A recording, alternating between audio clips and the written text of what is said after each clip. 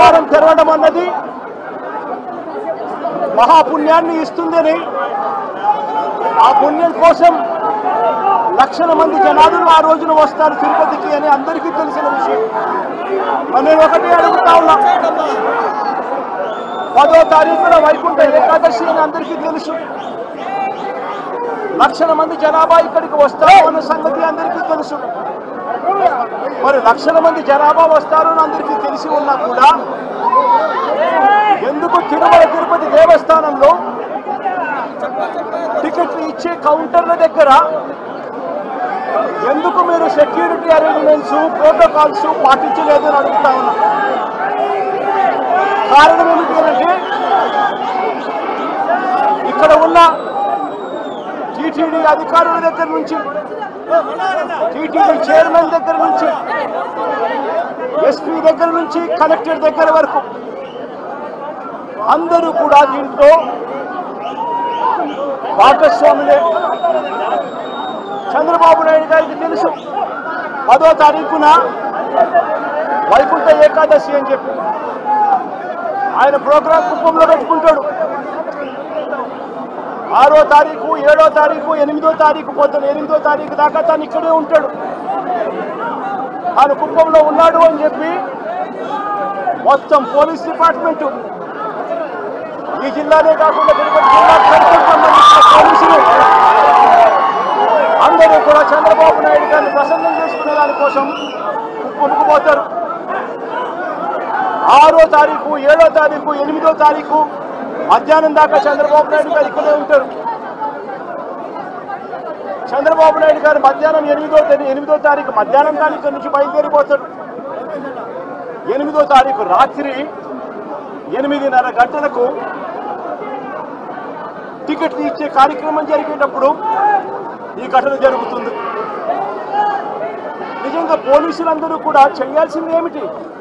ఇన్ని లక్షల మంది వస్తారు అని తెలిసినప్పుడు, చంద్రబాబు నాయుడు గారి పర్యటన కూడా అటువైపున ఉంది, కుప్పంలో ఉంది అని తెలిసినప్పుడు ప్రత్యామ్నాయ అరేంజ్మెంట్స్ చేసుకోవాల్సిన అవసరం ఉందా లేదా? కానీ ఎలాంటి ప్రత్యామ్నాయ అరేంజ్మెంట్స్ చేసుకోలేదు. అందరూ కూడా చంద్రబాబు నాయుడు గారి పర్యటనలో నిమగ్నమయ్యారు. 8వ తారీఖు మధ్యాహ్నం దాకా తను ఇక్కడే ఉంటాడు. 8వ తారీఖు రాత్రి 8:30కు ఘటనలు జరిగాయి. ఎందుకు ఈ ఘటనలు జరిగాయి అంటే ప్రోటోకాల్ ఎక్కడా కూడా లేదు. అందరినీ కూడా నేను ఇక్కడికి వెళ్ళి అడిగితే పద్మావతి పార్క్లో ఒక సెంటర్, పద్మావతి పార్క్ ఎదురుగా ఒక సెంటర్, ఏం సెంటర్ కాదు బైరాగిపట్నం కౌంటర్, బైరాగిపట్టడి కౌంటర్కి ఎదురుగా పార్కులో పొద్దున 9 గంటల నుంచి మనుషులను అక్కడే క్యాంప్ చేయించారు. మనుషులందరినీ కూడా అక్కడే పార్క్ చేయించారు. 8:30కు రాత్రి పార్క్ గేట్లు తెరిచారు. కౌంటర్ లైన్లో నిలబడండి అని చెప్పి గేట్లు తెరిచారు. వెంటనే అందరూ పరిగెత్తుకుంటూ పోవడం, తోపిసలాట జరిగింది. చీకటిలో ఆ పార్కులో పెట్టిన వాళ్ళకి ఏదైనా ఇచ్చారా? కొన్ని మిగిలిన కౌంటర్లలో పెట్టిన వాళ్ళకి ఏమైనా ఇచ్చారా? వాళ్ళను ఎందుకు మొట్టమొదటి గంట నుంచి వాళ్ళు అక్కడికి చేరుకునేప్పటి నుంచి వాళ్ళ లైన్లలో ఎందుకు పెట్టలేదు? ఎందుకు అక్కడ సఫిషియెంట్ పోలీస్ ఫోర్స్ ఇవ్వలేదు? అక్కడ ఉన్న వాళ్ళ లైన్లో మొదటి నుంచి పెట్టడం మొదలుపెట్టి ఉంటే, అన్ని సెంటర్లలో కూడా పెట్టి ఉంటే ఈ ఘటన జరిగి ఉండేది కాదు. ఎక్కడా కూడా అలా చేయాల.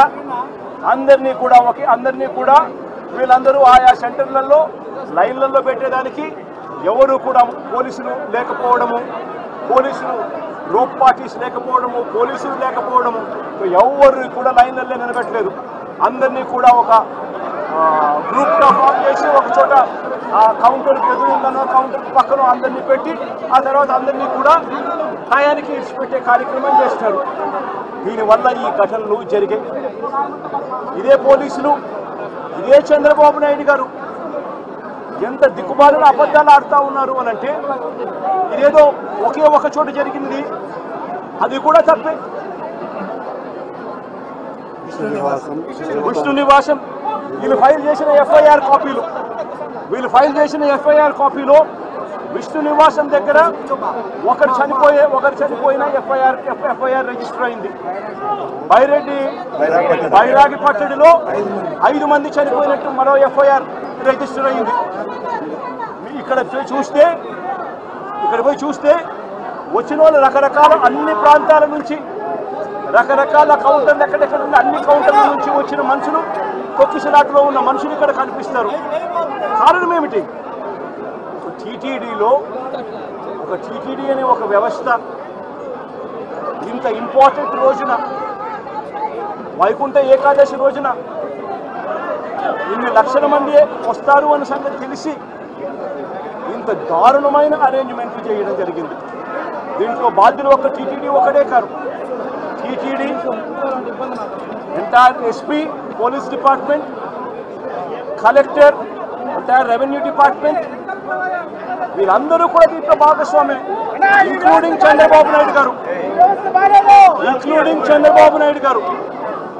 చంద్రబాబు నాయుడు గారు సొంత జిల్లా అన్న సంగతి తెలుసు. సొంత చంద్రబాబు నాయుడు గారి ప్రతి సంవత్సరం ఈ వైకుంఠ ఏకాదశి నాడున ఎన్ని లక్షల మంది జనాభా వస్తారన్న సంగతి తనకు తెలిసి ఉన్నా కూడా తన ప్రోగ్రాం 6వ తారీఖు, 7వ తారీఖు, 8వ తారీఖు తన ప్రోగ్రాం పెట్టుకొని ప్రత్యామ్నాయ అరేంజ్మెంట్ తాను చేయకుండా పోలీసులు మొత్తం తన అరేంజ్మెంట్ల కోసం తను ఇక్కడ పిలిపించుకొని ఇక్కడ గాలికి వదిలేసిన పరిస్థితుల మధ్య ఈ ఘటన చోటు చేసుకోవడం జరిగింది. ఈ ఘటనలో ఇప్పటికే 6 మంది చనిపోవడం జరిగింది. హాస్పిటల్లో ఉన్న వాళ్ళను అందరినీ కూడా పరామర్శిస్తే దేవుని దయ వల్ల ఇప్పుడు హాస్పిటల్లో ఉన్న వాళ్ళు అయితే మాత్రం మరి సీరియస్గా చనిపోయేంత పరిస్థితిలో ఉన్న వాళ్ళు ఎవరూ లేరు అన్నది తెలుసుకోవడం రాష్ట్ర సంతోషం. కానీ తీరా చూస్తే దాదాపుగా రుయా హాస్పిటల్, ఈ హాస్పిటల్ అన్ని చోట్ల కలుపుకుంటే దాదాపుగా కనీసం అంటే ఉజ్జాయింపుగా నెంబర్లు చెప్తా ఉన్నారు. ఇక్కడైతే 35 మంది చెప్తా ఉన్నారు. రుయా హాస్పిటల్లో ఎంతమంది ఉన్నారు అన్న సంగతి నాకు ఇంకా పూర్తిగా నెంబర్లు చెప్పలేదు. అక్కడి నుంచి ఇక్కడికి పంపించినారు అని చెప్పి నెంబర్లు చెప్తా ఉన్నారు. ఇక్కడ 2 చనిపోయినారు, రుయా హాస్పిటల్లో 4 చనిపోయినారు అన్న ఇన్ఫర్మేషన్ ఉంది.